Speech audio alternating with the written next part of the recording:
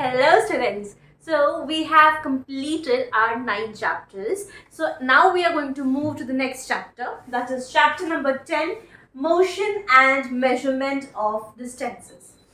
So first of all, for this chapter, we are going to understand why do we need to make the measurements for the distances, right? If you talk about the transportation, do you think your ancestors or in previous times the transportation was done in the similar way as it is done these days? Not at all, right? You see, there are many advancements that have come in the transportation sector. First of all, if we talk about water transportation, it started with the development of a simple boat. How was the boat of that time? In those days, the boats used to be only a flat piece of this way. It was a flat piece of wood that will float over the water and will not sink down, right? A flat piece of wood along with a stick, a wooden stick, to move that flat piece of wood into the direction that is desired, right?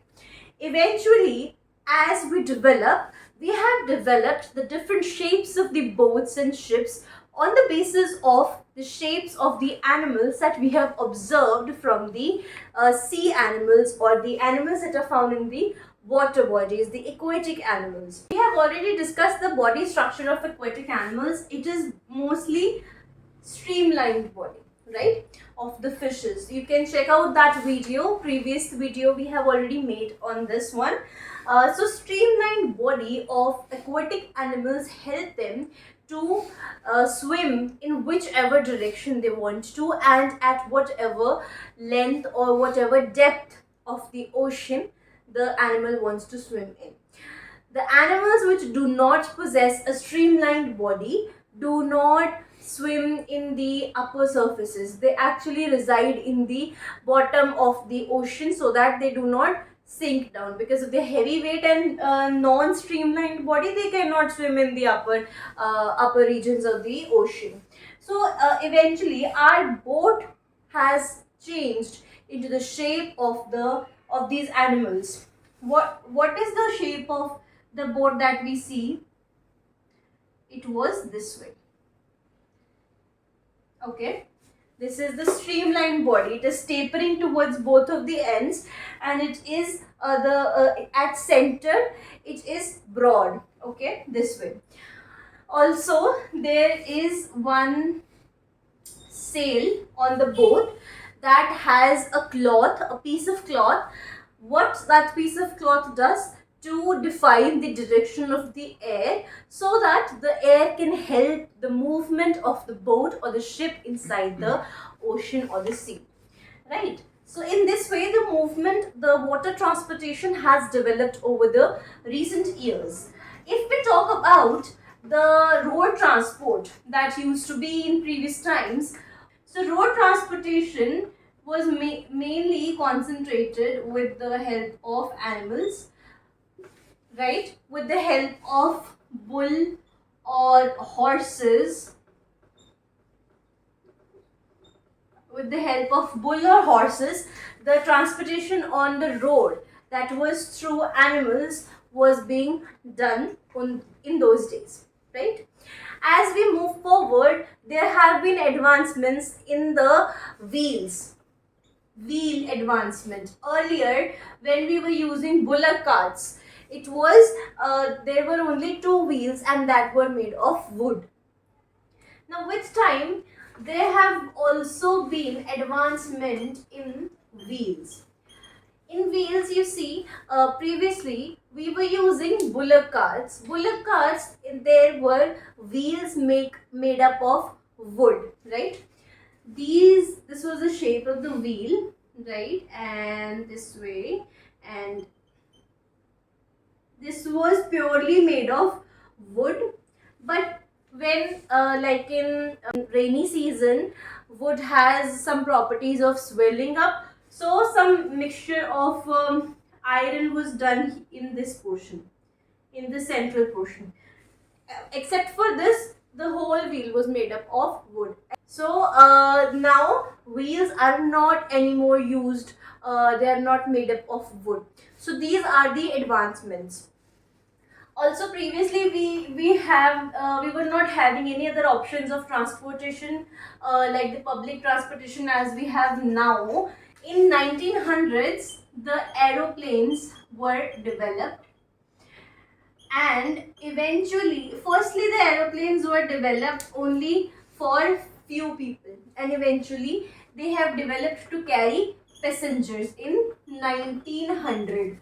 Eventually they have been developed to carry passengers and a lot of material that needs to be shipped overseas, right? So overseas transportation that needs to be quick, that is done by air, the transportation by air, that is by aeroplanes, right? Now we move on to the next topic, that is why do we need to have some units for the measurement, or what are the sources of measurement, how do we make measurements. So for this we are going to do one activity. Try measuring. You see there is an example in the book given that if you are having a table and two people are supposed to share it, you need to divide it into a half, right? Suppose this is the blackboard, this is the whiteboard, sorry, this is the whiteboard, and you need to share it, two people need to share it, and you need to make a measurement to divide it into two, right? So how can you measure it and divide it into two?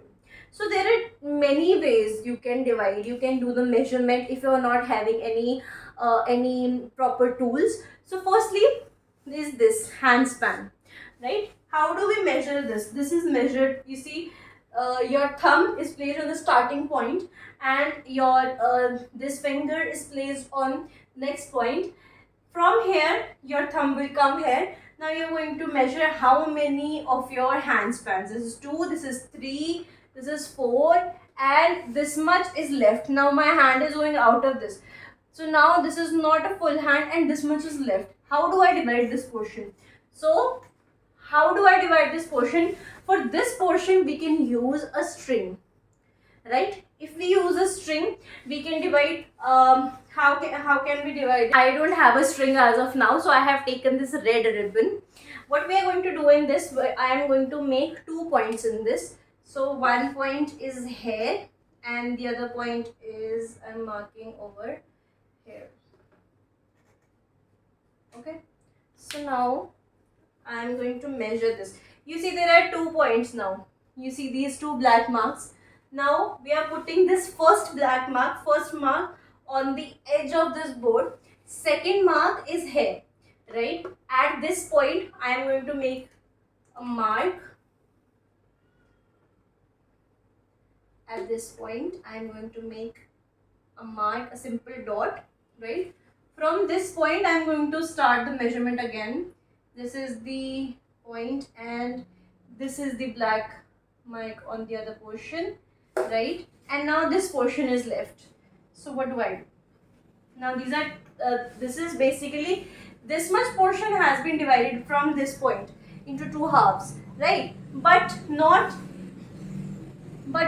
this portion. This portion is still left. What do we do now? We will take this point only, we will measure it this way, and I have pointed out this. I will make another mark on the ribbon where it has ended. So this is a small mark I have made where it has ended. Now what do?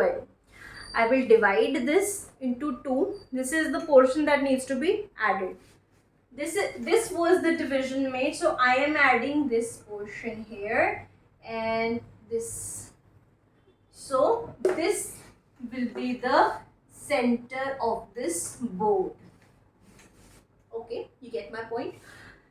So we used hand span, we used a ribbon or a string. Okay, similarly just like the hand span, we can also use our foot. Okay, if you're trying to measure your room, try to measure your room, and then you will see how many footsteps of yours your room is completed in, right? Then you, what do? Then you measure the length of your foot. Okay, now number of footsteps